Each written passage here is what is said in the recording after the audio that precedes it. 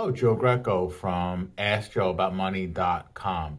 And today we're going to continue our series on the financial freedom cycle.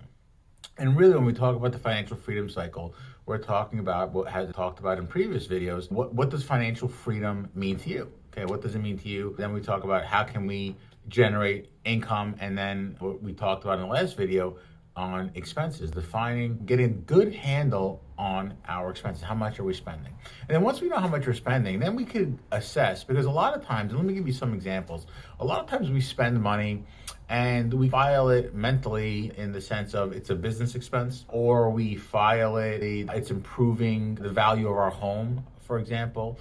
And so that may not necessarily be true. So I'll give you an example. If you bought a home and you want to go ahead and you want to put all new window treatments on the home, and you decide to go with the better ones and spend a little bit more money because the idea is it's an investment in the home. I don't know about you, but I've never seen the value of window treatments increase the value of a home. As a matter of fact, most people, when they buy a home, they replace the interior decorations because they're probably going to have different tastes, right? Yeah, you have to really be careful when you say, just because you're spending money on your home, there may be a point of diminishing returns where that home is worth whatever it's worth in that neighborhood, and it may not be going up in value. So that's an expense versus putting it towards an asset. Same thing on the business side, right? Same thing on the business side.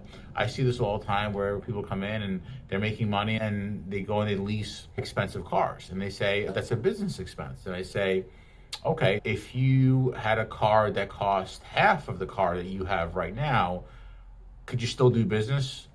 Oh yeah, I could definitely do business with a car but I like this one.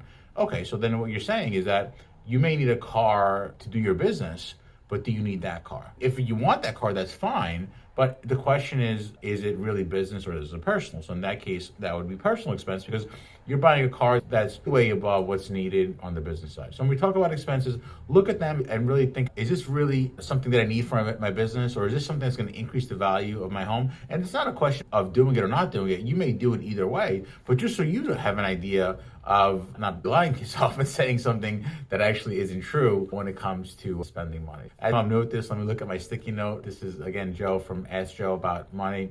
And if you would go ahead and hit the subscribe button. Also, we're going to be having a lot of webinars coming up. If you would just go ahead, register for it, you come in, they're free, and you're able to ask questions as well. Thanks for watching.